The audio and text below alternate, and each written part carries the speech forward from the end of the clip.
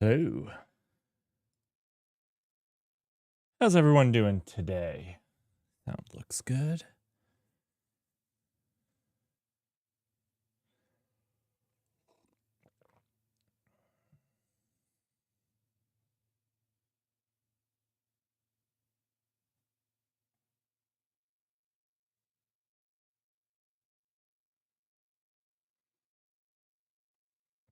We'll give everyone just a little bit of time to circle in. Usually I have the other screen. I actually thought I had started that already, and I didn't. So that one's on me. Just give everybody a little bit of time to join in. So we have some interesting topics to talk about. Did anybody see anything in security? This is actually one part that I didn't see anything. There was nothing that I saw as far as security goes that would be interesting to a developer or operations person.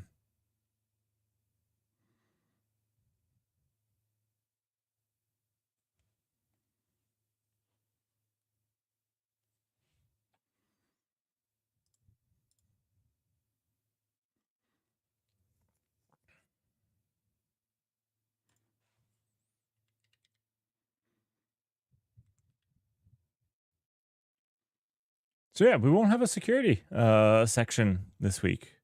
I'm sure that there was something. I'm sure I had to miss it. So if you do know of something, please drop it in the comments if you're watching this after the fact, or in chat.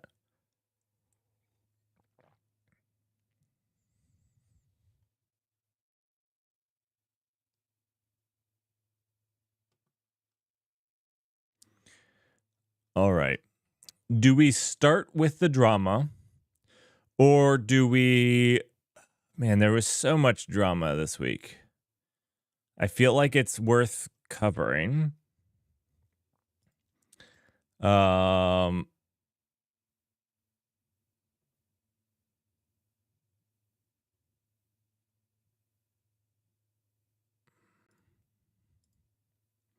I feel like that was most of the news.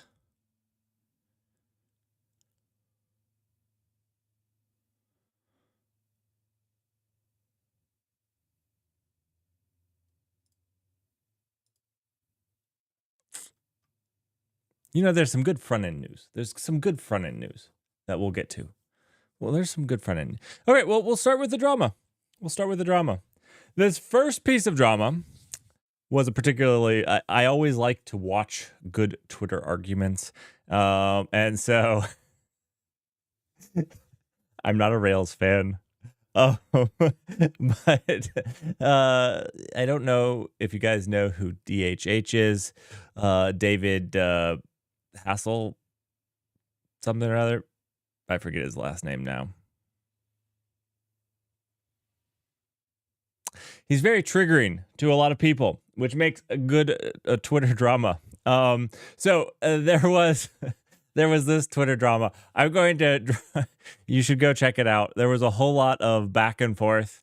This led to people talking about throughput versus latency, because maybe there's a very big misunderstanding in the community, the difference between throughput and latency. I actually find that it's interesting that from this, we got to throughput and latency. I found that to be super interesting as a community. And I actually think that there's some interesting educational opportunities from this. From the concepts talked about here. I haven't figured out exactly what that is. If I do, I'm gonna talk about it, because there's actually more than just throughput and latency as well. Because if you're wanting to talk about it, there's also like the quality of your pipeline, because there's also like bad packets and stuff like that, which this is like a third layer to that. Because like if you have a lot of retries and requests, that will affect things differently as well. And there's actually not great tools for this. Another interesting thing that I saw in the demonstrations here is there was the use of VPNs to give yourself more latency, because the browsers only allow you to throttle your throughput. And that's not always really accurate, because if you create an account in the United States, and the servers are here that are serving your stuff, then, and you create a VPN in, somewhere in East Africa, you'll get good latency. But if you created your account and let's say the servers are in Europe, and then you create a VPN to Europe, you will really not feel a difference. Like, that VPN isn't actually creating any extra latency or solving anything. So there's a lot of stuff to talk about here, and I don't know if I will. I might do a breakdown video, because I think a lot of sides had good arguments or perspectives of a side, but I almost feel like we didn't focus on the actually good educational stuff that could come from this. So anyways, let's move on to what we all want to call, I'm calling it the Cloudfire. Cloudfire. And Cloudfire started with this Reddit post linking to this blog you can go to. And it's this: Cloudflare took down our website after trying to force us to pay $120,000 within 24 hours. Now, I think taking a measured approach. First, one thing that I've given them till today. This came out on May 26th, so it's been a business week. There has been no official Cloudflare comment on this, except for some Twitter. And this wasn't even from the CEO, just this Ryan K. The CEO, I haven't seen Matthew Price. I haven't seen him tweet anything. And so basically at this point, one of the big things that Cloudflare has done, like some of the things that we can point to, is bad communication at this point. At the bare minimum, they need to work on their sales communication. Another thing, if we want to go through and read through this, there's, I'm gonna post this link for everyone. There's one thing that stands out to me beyond bad communication. Now, the one thing that I have to say is, because we haven't seen Cloudflare's side, we only have one side of the story, and one side of the story is very hard to jump to conclusions from.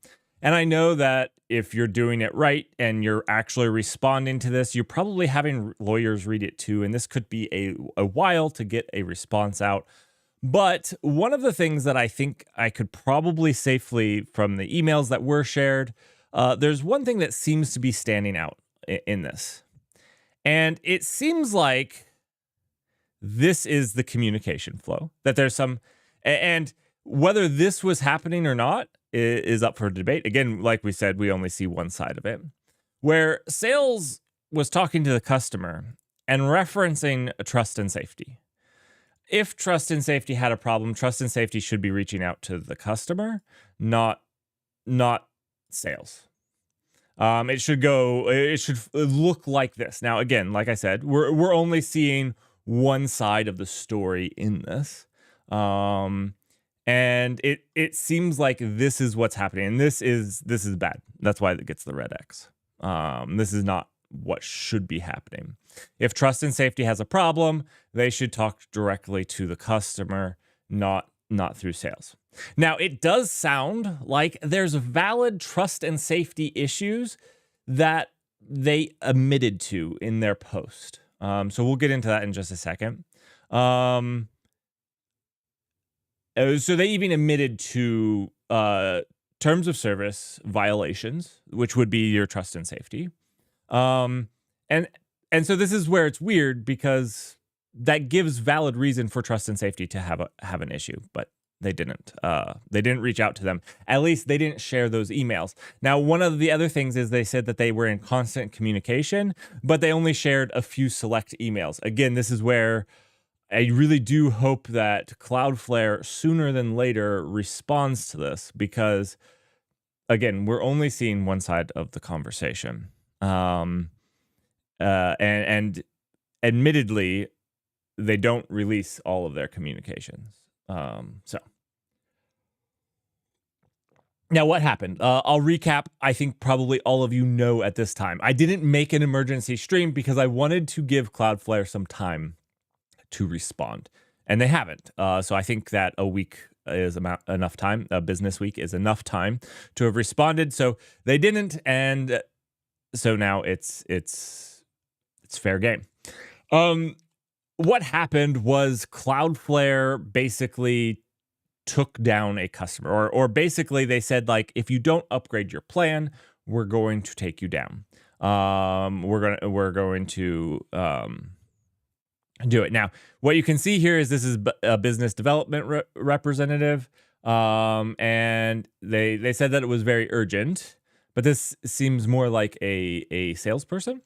And not a trust and safety. So the other thing that they're calling out here is they never actually talked to a trust and safety. Again, this is just what was shared with us. I don't know, but it seems like they never talked to trust and safety, and that sales was the person talking to him. This is, again, what I would call the biggest failure that I see here is if trust and safety has a problem, they should talk to the customer. Okay.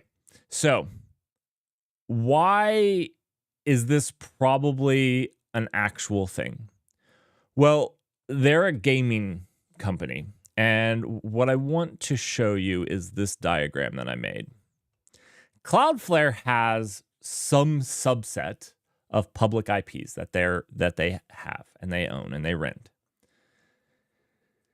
And unless if you're on a dedicated plan, which is the plan that they were getting put up to, everybody that uses Cloudflare shares these IP addresses. I know that 1.1.1.1 is, we can find another one of their public IP addresses, but we all share some of these public IP addresses. And so what happens is if I do something to get this one banned, I've gotten it banned for all Cloudflare customers. I've gotten it banned for all Cloudflare customers. And there's high risk industries. And one thing that they specifically call this out in their thing here. Another is that we use them to target different global users and affiliate and track conversions long term. This also means that if a country DNS blocks our domain, a secondary domain will be available. This is not arguably, this is a violation. DNS blocking avoidance is a violation of their terms of service. And it's very specifically why they're talking about this bring your own IP. You can lease IPs and we'll onboard and advertise them on your behalf. And the SSL4S, which is basically allowing the propagation of new host names and mirrors very quickly. So these two things, the things that they're trying to sell them, are the things that they need to stop violating the terms of service. I actually think that's a fair call. That's actually a fair call. Now, I'm not saying that they didn't screw up because, again, it appears this is how it was done. There's also another thing that's interesting in this. So it should have been done this way. The other thing is the day, May 7th. So May 7th, and you can see May 16th. This is a little bit suspicious. You might be wondering why a day is. Businesses report on usually quarterly, I think. I think quarterly is usually. And May 16th is rounding to the end of a quarter, which means that there could be sales pressure. This is from a CEO who called out his sales team and said that they were garbage a year ago, which was, you don't publicly you just say that you're restructuring. You don't say that. You don't do that to a team. That was another blunder. That makes this feel very much like a sales-driven event rather than a trust and safety event. So this is really, if you want to be upset, and you probably should be upset, this is the big thing that you should be upset about. It's not about needing to move to the bring your own IP plan. I think that's completely valid. For people that are upset about this, that's probably a completely valid request. And enterprise pricing is always super opaque. Whether it's correct way to do it or not, that's not what we're talking about. That is what it is at this moment. You go to any place, enterprise pricing, they don't give you a price. You have to talk to them. 1 second. Let me ban some people.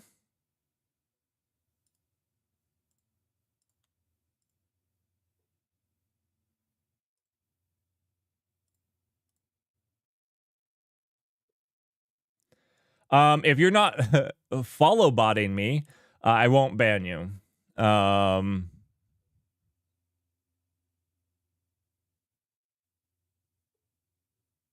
So don't follow bot me or bot me at all. View bots, follow bots. I don't want any of it. We had an incident last night. And yeah. Anyways, we'll move on. All right. So I hope I'm not trying to defend Cloudflare because I think that they made big mistakes here, and that's what I want to focus on. But I wanted to clarify that the bring your own IP is actually very needed because of this issue here. If you're trying to do IP ban avoidance using their system, one, it is 100% against their terms of service, and most companies' terms of service. Because this is expensive. They have to get new IP addresses because now this one is on a bad list. And if you keep doing this, now this one's on a bad list, and now this one's on a bad list, and you'll keep burning them. Which is why this is a terms of service failure. So my point here is this is not where we should be upset with Cloudflare. We should be upset with Cloudflare for two reasons. One, they haven't had official communication, and something of this magnitude of, probably needs to have some official communication. Either we screwed up, we're sorry, this is what we're doing to fix the organization. Trust and safety will never talk to sales. That would be a great one. Be like, we have a new policy that trust and safety will always reach out directly to the customer and not through sales. That's a new thing because we saw this issue. Or with trying to rectify it. Now, it's not like they charge them extra. So there's not like, we'll take the $1,000 charge off of your account.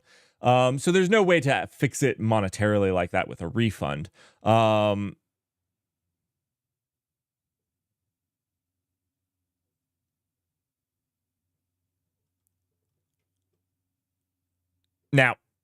again, insane take. IP banning avoidance is an insane take. I did not think that was. It's against most people's terms of service.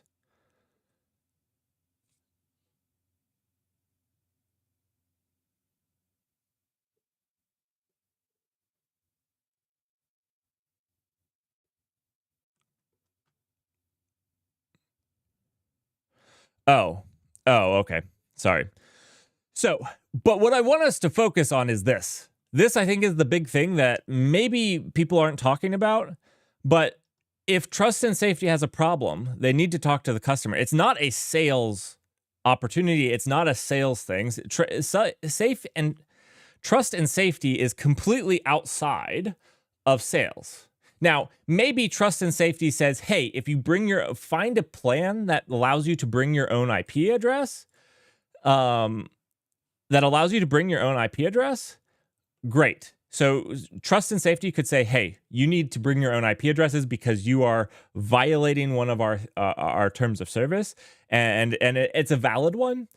And then the customer could have gone to their sales rep and said, hey, I need a plan. And then sales would have done the same thing. Sales would have tried to sell them this plan with the whatever. Sales was gonna do the same thing, and this would have been a bad experience, but it would have been fine because that's how it should have worked. Trust and safety is saying, hey, you can't do what you're doing because that's against our TOS. I think the outcome would have been somewhat the same, but it wouldn't have felt like you're being taken hostage. You're being addressed with the fact that you're breaking terms of service and you can't do this action anymore. Trust and safety should have given them some amount of time. I don't know. I'm going to say 30 days. 30 days. To resolve it. Maybe less. I don't know how abusive of the system they were. This is where we need Cloudflare to respond. And the other thing Cloudflare needed to do here was to respond. I have actually been watching. I've been watching my email. I reached out for a request. I've been watching Matthew Price, the CEO, his Twitter account. I have not seen anything on it. The only thing I've seen was Orion K, which did reach out to Felix, the original poster of the article. And yeah, this is like, sadly, this is like a string of bad marketing. I pulled up just some. I also watched their blog to see if they released a blog, but there's like this Hacker News. Don't use Cloudflare because their sale tactics are shady. You can look up Cloudflare firing a salesperson before they were even having the ability to have a sales because they were still in their training. It's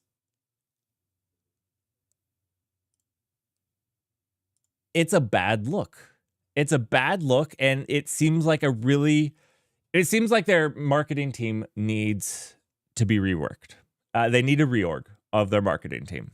Yeah, I don't know.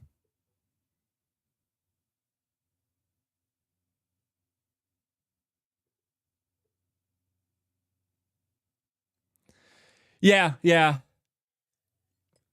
I think Russell, you're right. We probably shouldn't be as shocked as we are.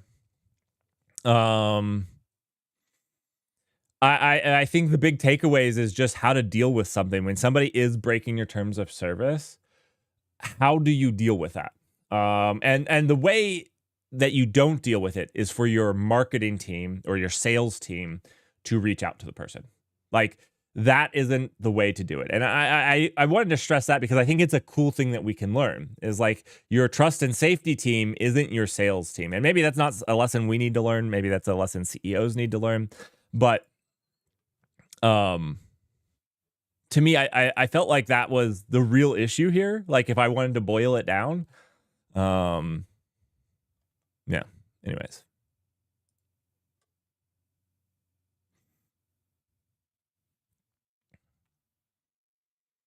All right. And I wanted to talk about it because I know that like I use Cloudflare. And so I've talked about Cloudflare. They don't sponsor anything I do or anything like that.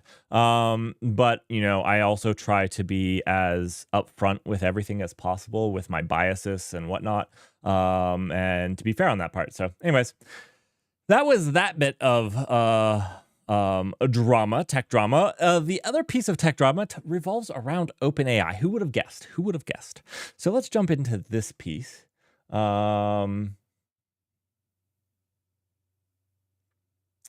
Let's jump into this piece.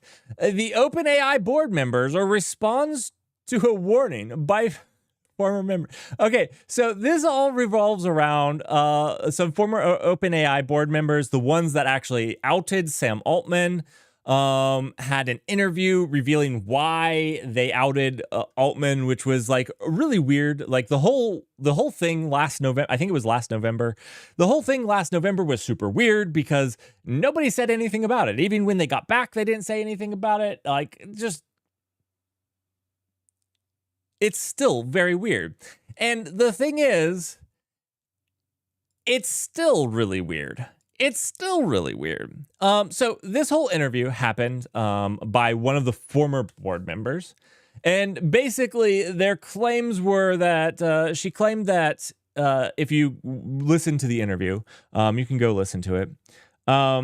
She claimed that like they didn't even learn about ChatGPT being released until they saw it on Twitter. Like they didn't know. Yeah. We learned about ChatGPT on Twitter. They didn't even know those things were happening. Now, again, that's their claim. Whereas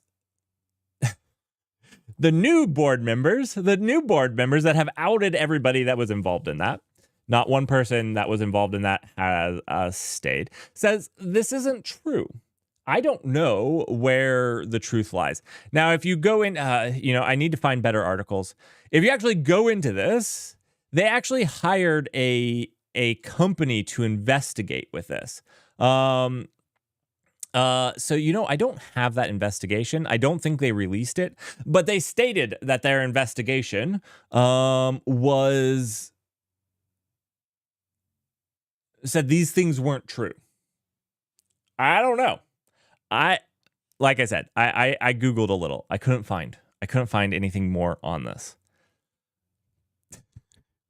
So basically, it's still mysterious. Now, the interesting thing is that the thing that I took out of this lack of clarity was the thing they had stated. This, what they called dishonesty, was what they stated from the start. That Altman hadn't been clear with them or forward with them on what was happening. I don't know.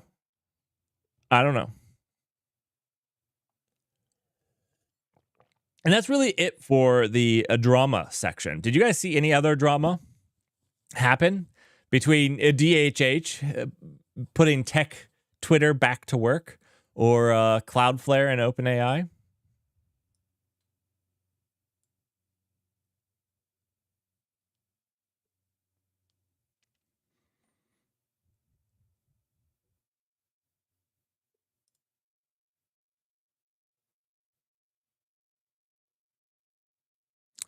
We have some interesting engineering news coming up.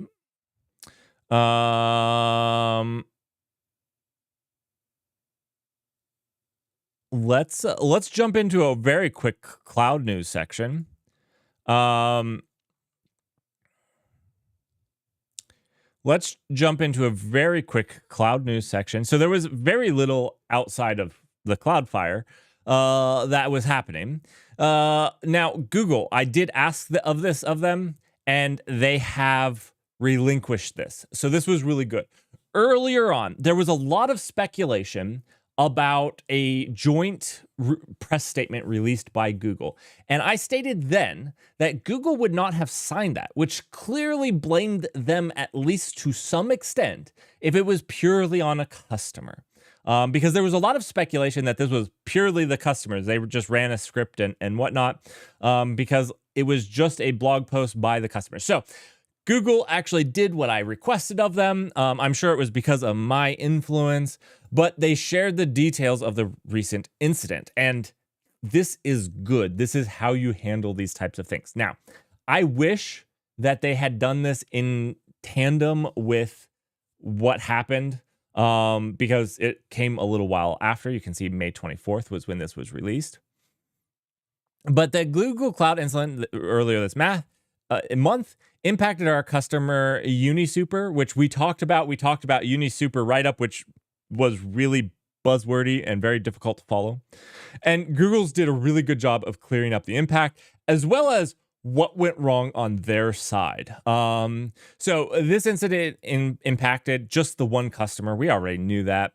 This incident did not impact any other Google Cloud service, blah blah blah blah blah. So anyways, the TLDR is that during the initial deployment of the Google Cloud VMware engine, which we kind of guessed based off of the use of the words private cloud, which is the only private cloud offering in GCP, the customer was using an internal tool. There was an inadvertent misconfigure of the GCVE service by Google operators due to leaving a parameter blank. So there was a mistake by Google that there was this parameter that they were leaving blank, this VMware engine environment, and it had the unintended and then unknown, so they didn't know about it, consequence of defaulting the customer's private cloud to a fixed term with automatic deletion at the end of that period. That incident trigger and the downstream system behavior have both been corrected to ensure it cannot happen again. So then they dive deeper into it. They dive into the recovery. They dive into the remediation and give a good conclusion. It's high level. They don't go too far into the remediation, but we deprecated the internal tool. Basically, they did the basic high-level steps that you would expect. We corrected the system behavior that sets the private clouds for deletion for such deployment workloads. Again, they took the necessary steps to ensure it didn't happen again. I wanted to give them credit because I was a little critical because they didn't have anything released on this. This takes time. This takes time to do, especially to have a remediation and stuff in place. And so kudos to them. Kudos to them.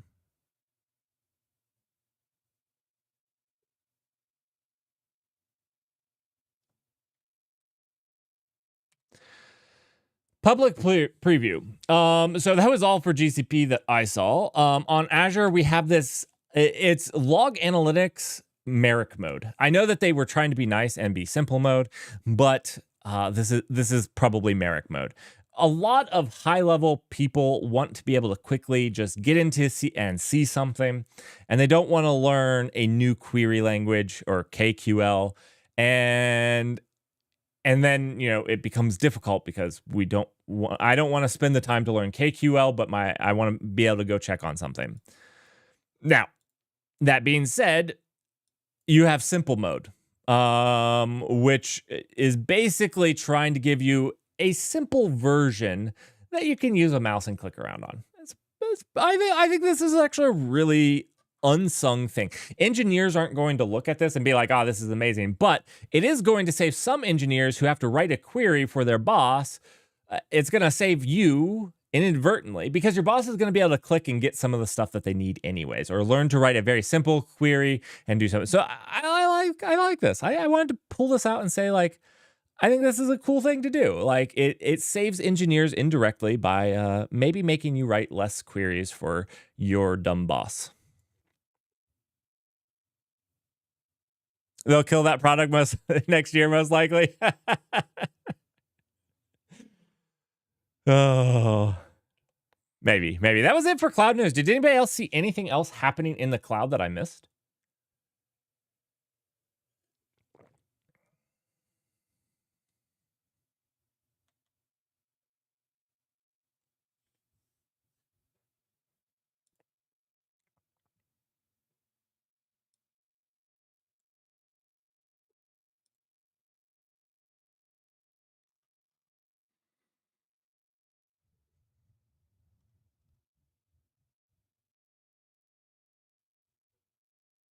All right.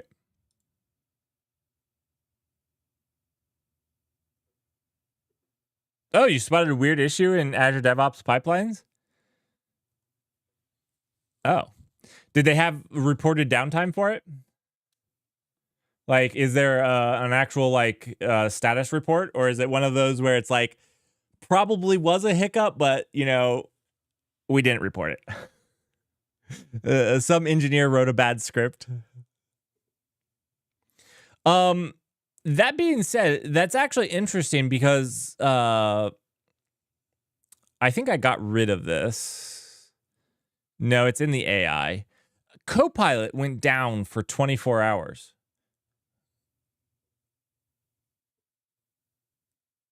So there was some system of Microsoft Copilot that, the whole Copilot went down, but what system caused Copilot to go down? I don't know. Maybe it was the Azure DevOps pipelines.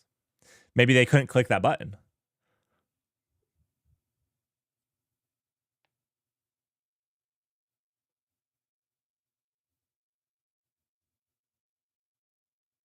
Huh. Interesting.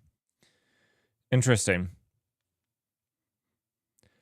I didn't see anything else around any of that. So, again, I could have missed it though. There's a lot to keep up with, and I can't keep up with it all. Copilot goes down and code quality improves for 24 hours. I'm making a graph and tweeting that. I am tweeting that later today.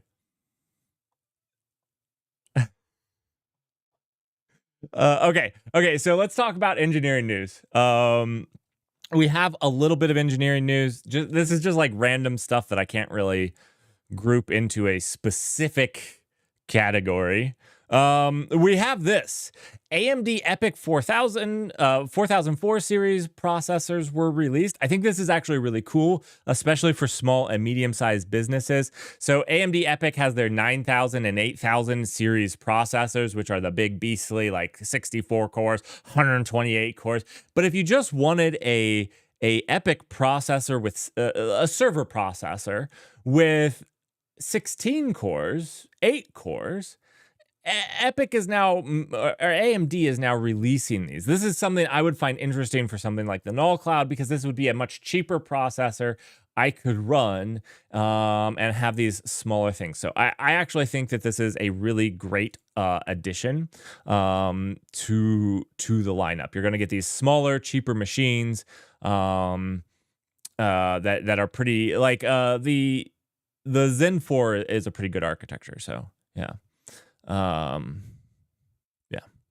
Anyways, just a random piece of news. I'm excited about it.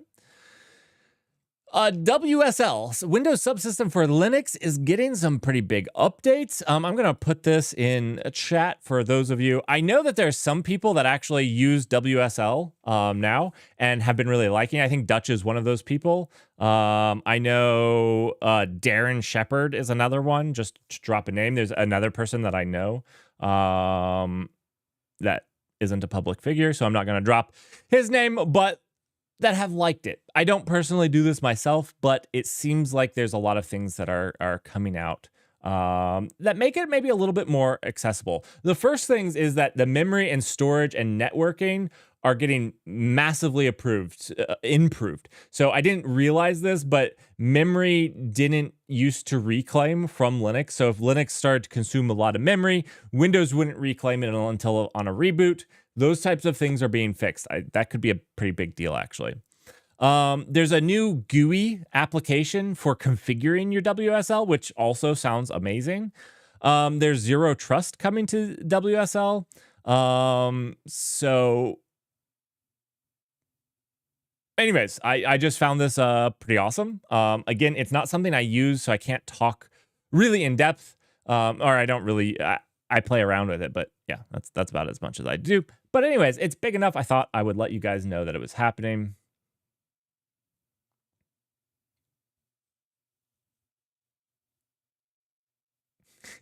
Wab.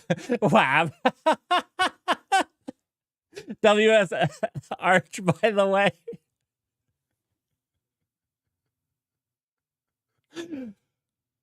Oh my gosh, I like it. Chat's on fire. Fantastic. All right. So anyways, big enough improvements. I thought I would let you guys know that this was in the pipeline, just in case somebody uses it. Like I said, I report the news not on what I exactly use, but what other engineers could be using. This is one of them.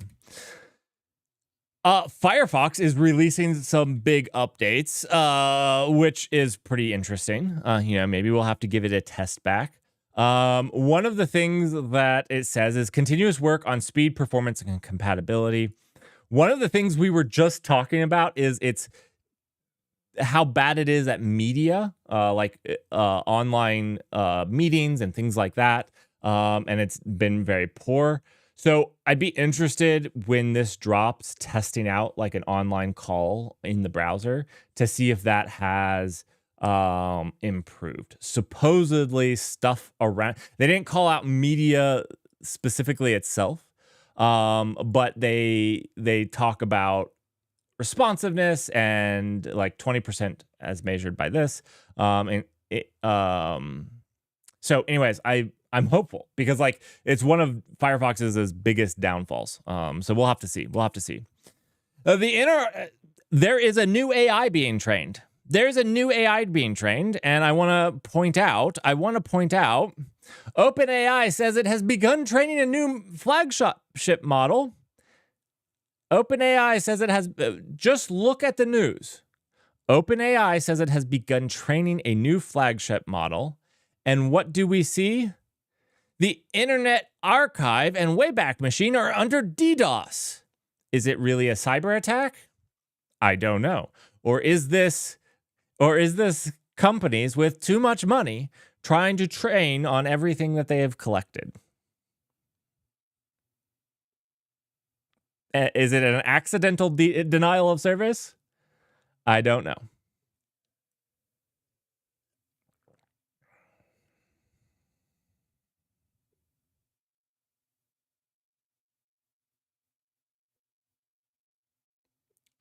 Please internet responsibly. Now, I do believe that this is an actual DDoS.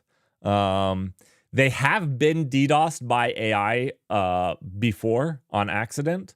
So, yes. All right. A lot of people were looking at this and being like, oh, Google should comment.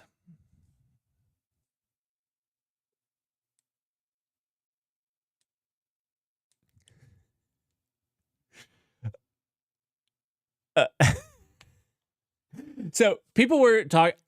The thing is, Google shouldn't comment. I don't think Google will comment on this. There's a lot of reasons not to comment on this. So something like, 2,500 pages of internal documentation from Google sheds light on how search works. There's a lot of reasons. Is this up to date or not? So it could be up to date. And if it is up to date, it's completely different than what they say that they do. And it calls them a liar. But it could also be 3 years old. But the greatest thing is they don't have to say anything about it. And now you don't know. So I expect, unless legal action is taken, they won't talk about it. They confirmed it was real, or engineers have confirmed that it's real, but that doesn't mean what version it is, right? Google search today isn't Google search of last year, isn't Google search of 5 years ago, isn't Google search of 10 years ago, right?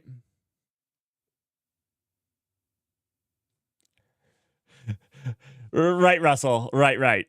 Let's put it this way. Large companies are not usually straightforward with you. They usually, if this is news to you all,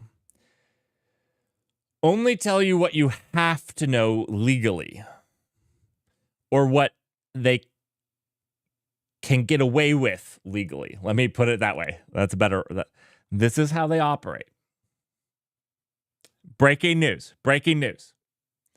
Large companies tend to only tell you what they're legally required to tell you, and they tend to try to...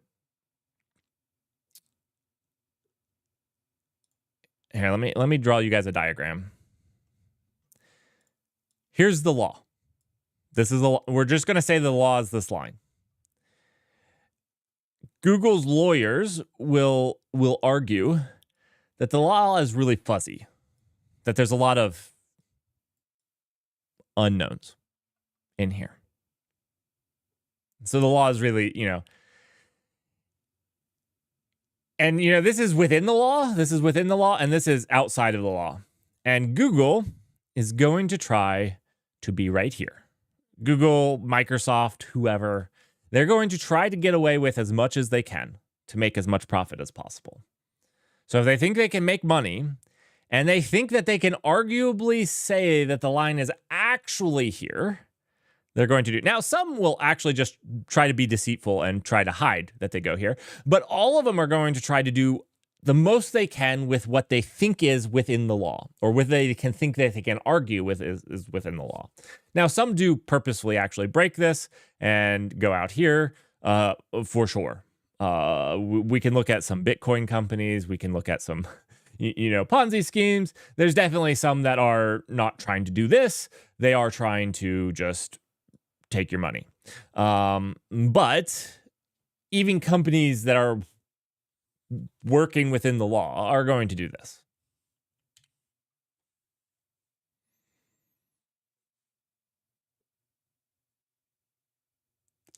Oh, I'm never going to live down the hot dog, am I? Everything I draw turns out to look like a hot dog now. And I mean, this happened before the video was even out. Everybody thinks I draw hot dogs. I don't know what. I don't know if this is like my subconscious, like, I don't know. And the last piece of news, Microsoft gives its open source developer font a major update. So I guess I don't use it. I use the hack. I find that one easiest to read in general. I haven't tried this for a little while, but they have their open source developer font that's monospace. I don't know if anybody uses it. Supposedly they made it better. They added more more glyphs to it. With a glut of latent legacy computing syntaxes. So like it should have better support across stuff and have a Unicode 16. So anyways, that's cool. Merrick's always hungry. I don't like hot dogs. They're gross. That's like my whole point. They're not even meat. They're like meat adjacent at best. Ugh.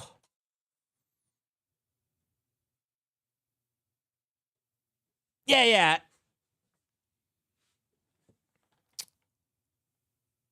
Nerd font is good.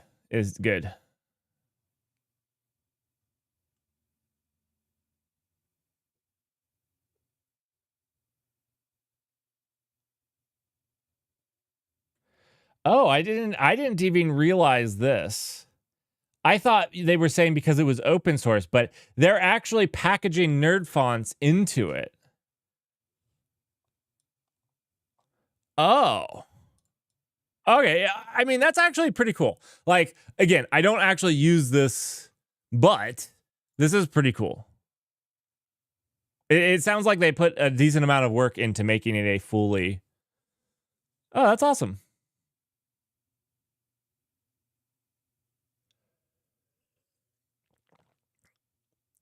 They're partially meat. They're partially meat. They're... I'm not going to disgust anybody, but we can watch a documentary. They're partially meat, and they're partially the meat that gets scraped off of used. You know what? I'm sorry. I'm not going into this. Hot dogs are gross. All right, that's it for the random tech news. Meat. They're so gross. Like, I'm okay with the fact that honey is like 25% sawdust. Like, that's fine.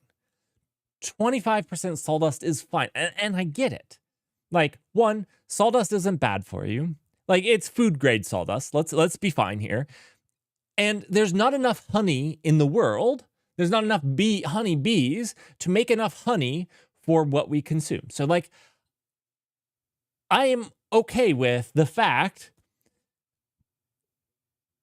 like, that doesn't disgust me. I understand it. I would prefer to eat 100% honey. Like, if you ask me my preference, like, yeah, I'll take the 100%er. But I also understand that if we went only with that, people just wouldn't have honey. So, like, it's cool.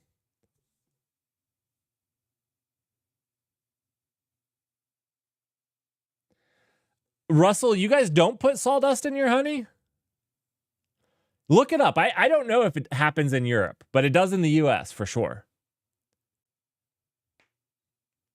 I'd be interested if the EU allows it or not.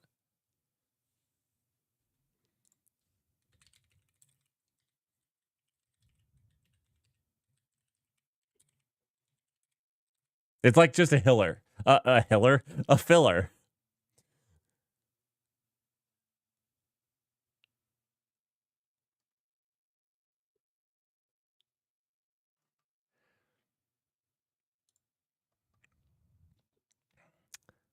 All right. I'm sorry. Let's get back on track. Hot dogs are gross.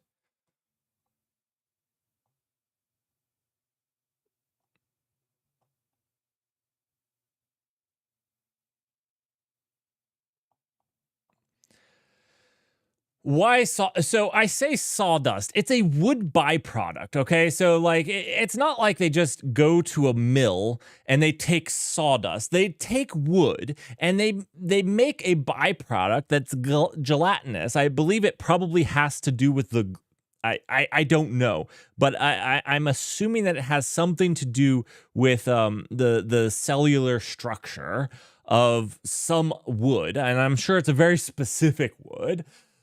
It's effectively sawdust, but it's not sawdust. Like, we're not talking about they just go to some mill with and hold their jar of honey behind a greasy saw blade. Like, that's not what they do. It's effectively sawdust, but anyways, let's get back on to AI.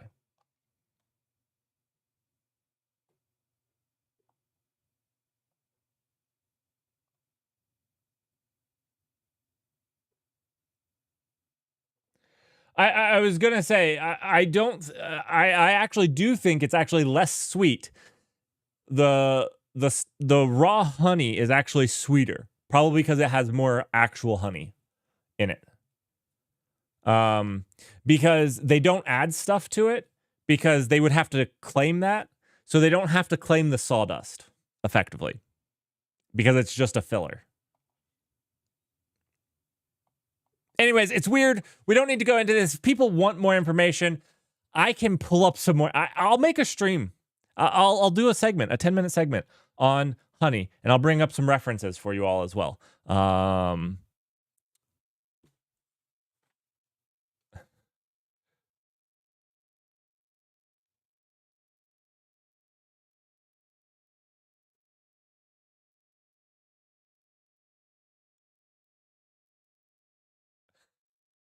Food that isn't really food. Okay, we'll do a stream. No follow bots. Okay, this is off. I will do a food that isn't food stream. Or a food stream that isn't what you think it is. Like if you get wasabi, it's not what you think it is. That's horseradish. Look, I'm not doing it right now. I'll do it. 2,000 viewers, 2,000 followers. You got a food that isn't food stream.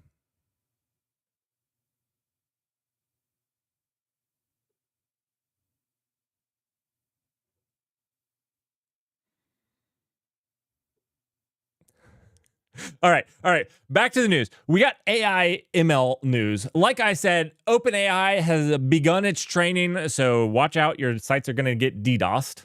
Microsoft introduces a PhiSilica, a 3.3 billion parameter AI model transforming efficiency, performance, and personal computing. So this one is actually interesting. I actually want to try running this on stream. I am not streaming next week, but I do want to try this one on stream. The week after, I want to do it on a Raspberry Pi. I want to try it on a Raspberry Pi. It boasts a first token latency of 650 tokens per second at 1.5 watts of power.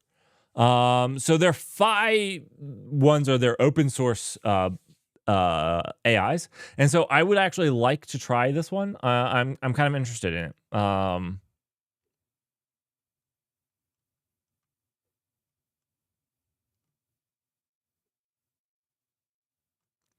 What is released faster these days? Russell, check this out. What if we leverage AI? What if we leverage AI, ML, to write new JS frameworks faster? Now, which news is this? Is this AI ML news or JavaScript news? Who knows? Nobody knows. Nobody knows is the idea. It's fantastic. Let's move on. You guys are getting me too distracted. I have to get back to work. This is just in my lunchtime, so I have to keep focused. All right.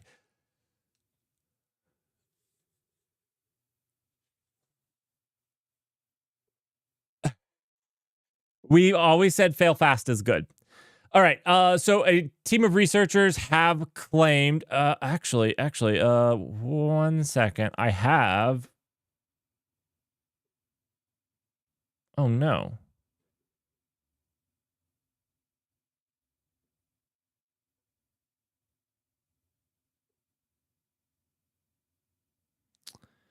I actually had the research up about this. I thought that I had the actual article.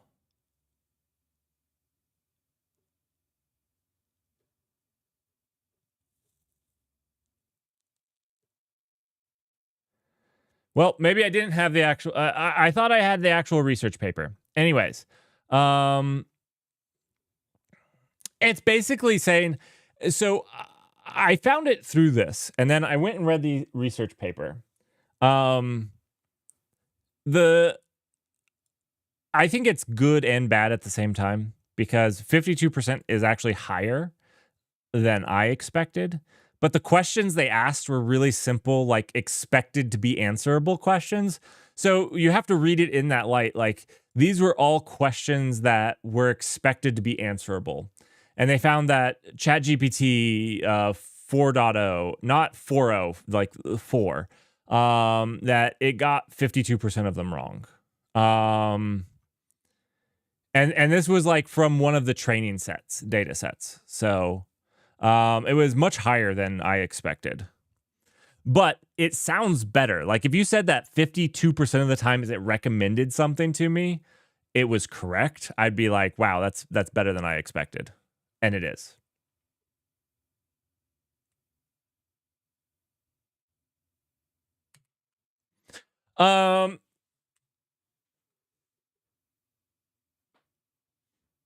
This is another research paper. I'm going to let you guys watch it. I don't have the time to cover it.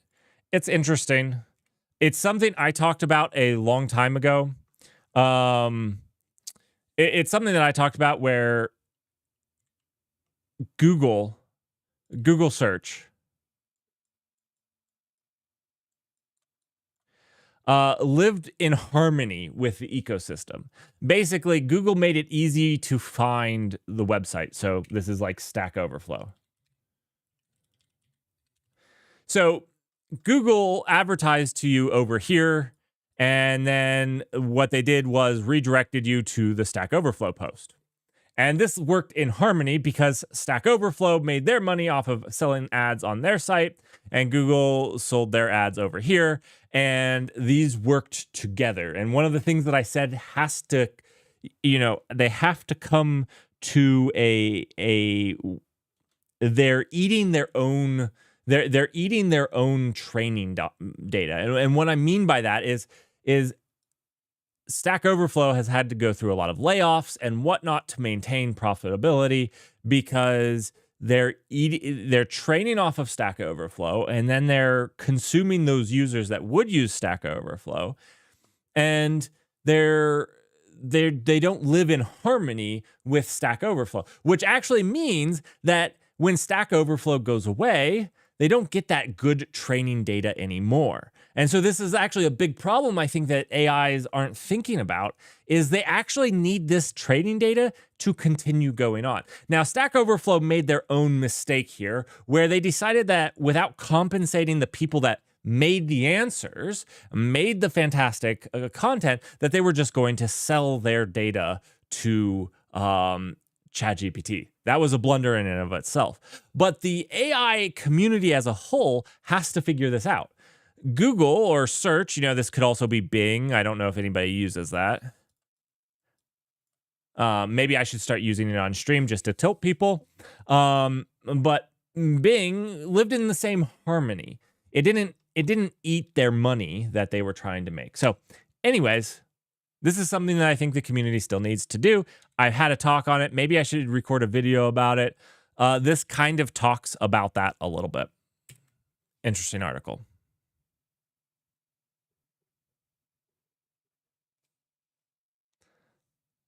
Are you making fun of my mouse handwriting? This is mouse handwriting, all right?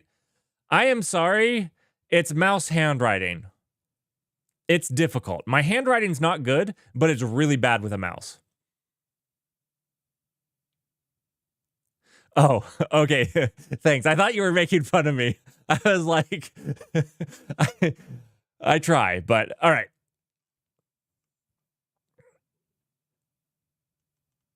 All right, so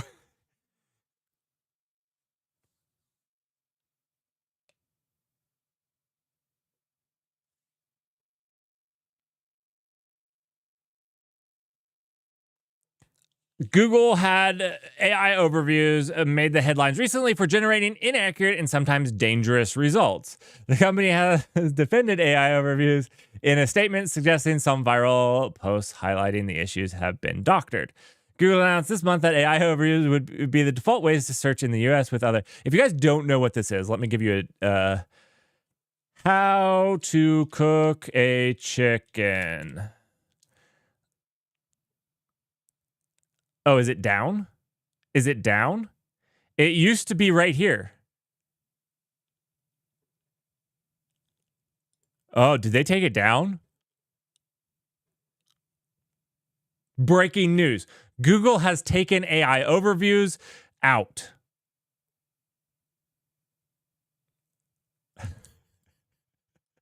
How much sawdust?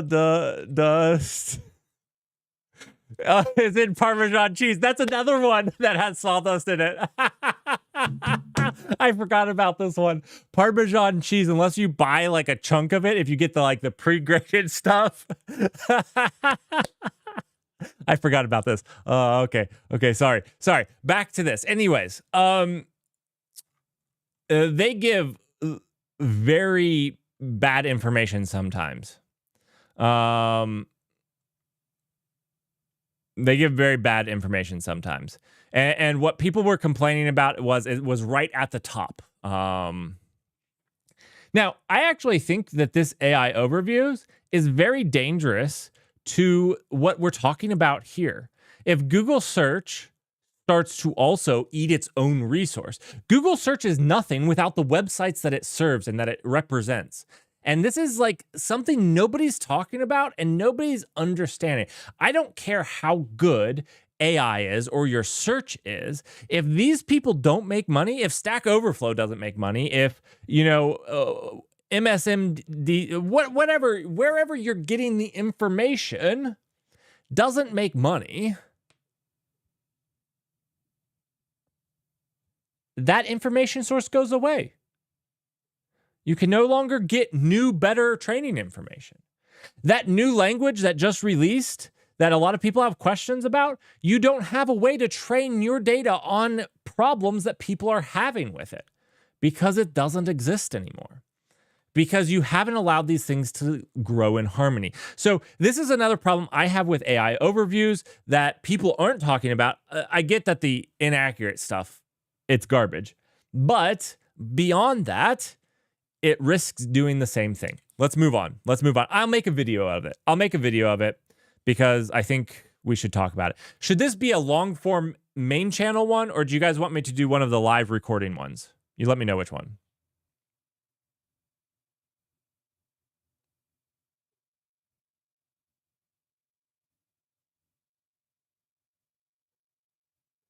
They call it Google Zero when Google drives zero traffic to the sites. Yeah.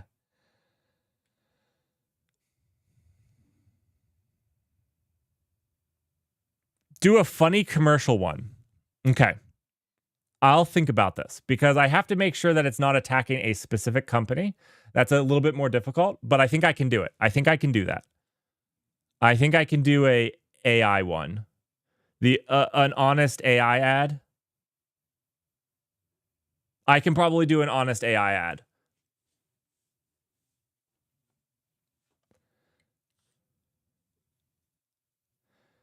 Attack all the sure. That's what I'm saying. I'll do a general honest AI ad.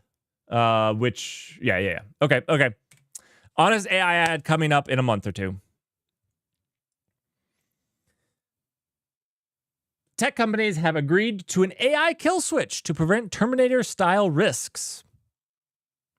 We can't even agree on whether you should eat rocks with this AI, and we're worried about Terminator-style risk. Fantastic. I love Hollywood. I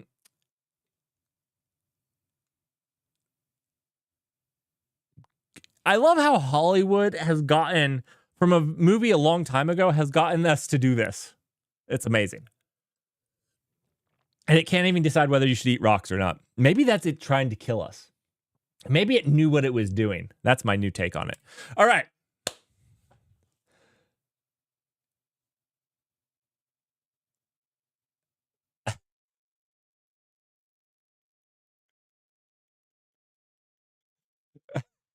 They will probably kill the product anyways. Okay, that's a Google joke I think I can pull off. All right. Another thing is the Rabbit. If you guys don't know it, it's a little AI device. Basically, they've come under a lot of fire in the last couple of weeks based off of not releasing their code as open source and leveraging the open source Android product and things like that. It is important to understand when you use open source what the licensing requires you to do.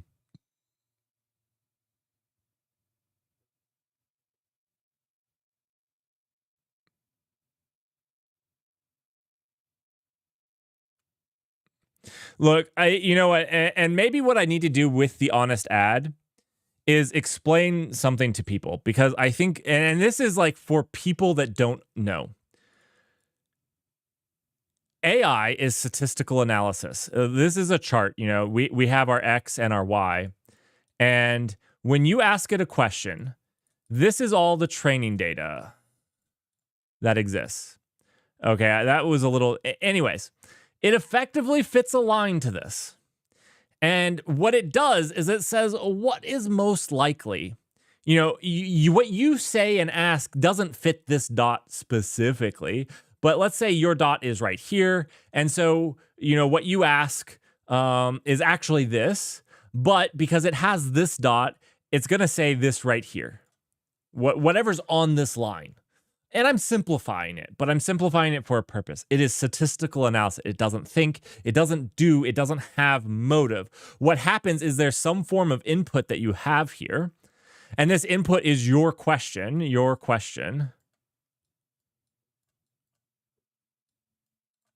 So your question goes in, and it says, what is statistically the next token that would be generated based off of this incoming token?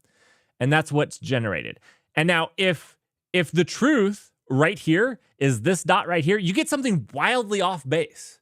You get something wildly off base because it's fitting it to this line. Anyways, maybe I'll do a double bang. I'll do an honest AI ad, and I'll do like AI for the uninitiated. I don't know. I'll think about it.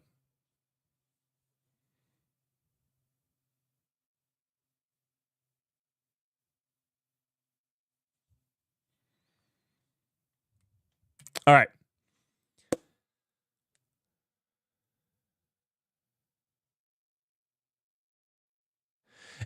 And it's actually really good. And it's amazing how good of statistical analysis that they have. I actually think we're under-singing how amazing our statistical analysis has gotten. Anyways, Microsoft Copilot fixed worldwide after 24 outage. Can confirm for 24 hours more better code was written. Less code, but better code. Higher quality. Anthropic scientists map a language model's brain, which was really interesting. I'm going to actually post this link.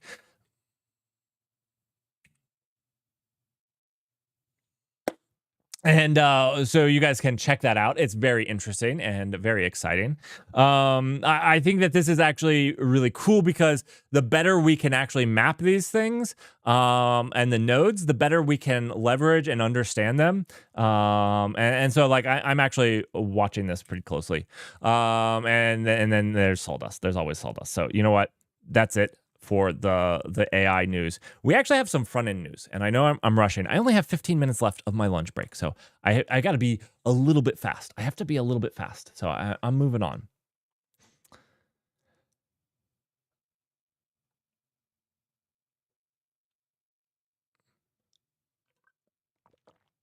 Angular news. We have some Angular news. Angular 18 becomes zoneless. So there was actually a bunch of news in the front-end development world. I don't use Angular, but Angular 18 is released, so go give Angular 18 a check. Astro 4.9 has been released, so go give that a check if you're using it. And lastly but least, Solid Start fine-grained reactively goes fully stacked is out. So I've actually always said that I like the Solid framework, and my understanding of Solid Start is that it's basically Next.js's the similarity is like Next.js to React as Solid Start is to Solid. Haven't used it. I'm just telling you guys the news, and this is the front end news. If you guys would like to dive deeper into this and have a stream where we try it out and play around with it, we can do that. I'm not sure that I'm the best person for some of these things, but yeah.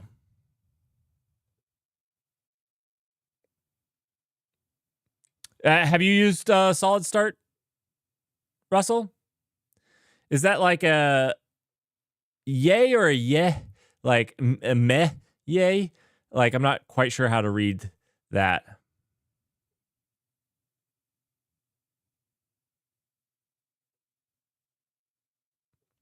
If people would like a, 2-hour stream where we just try Solid Start, I can do that.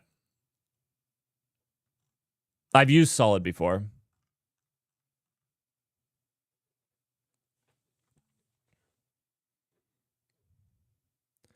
Oh, it's a happy yay. Okay. Sorry, I'm not very good at English.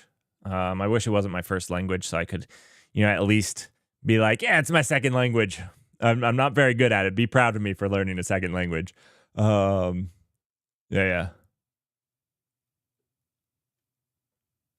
Okay, I'll put Solid Start on the docket of things to do on stream. We'll give it a shot. Yeah, I know React. I know Solid pretty well. Or I know Solid. I've written some Solid. And it was pretty easy because it was very React-ish with just out the complexity of React. So I'm interested in Solid Start as far as it goes. So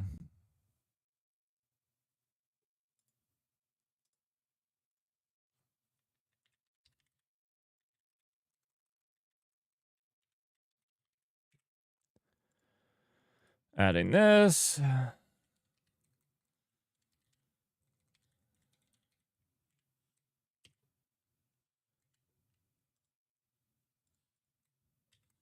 All right.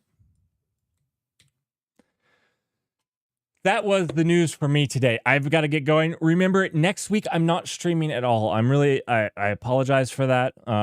I will be moving the family. So the stream should start back up the following week. But pretty much from this Saturday to next Sunday, Don't expect too much from me. Yeah.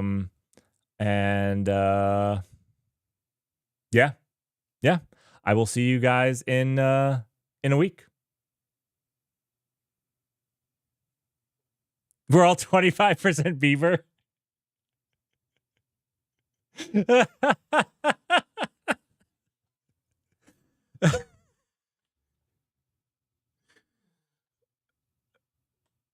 All right, I'm telling you, 2,000 followers, we will do a food that's not really food stream.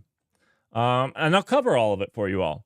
It won't be a long stream. Like, it's only like half an hour. It's like hot dogs, honey,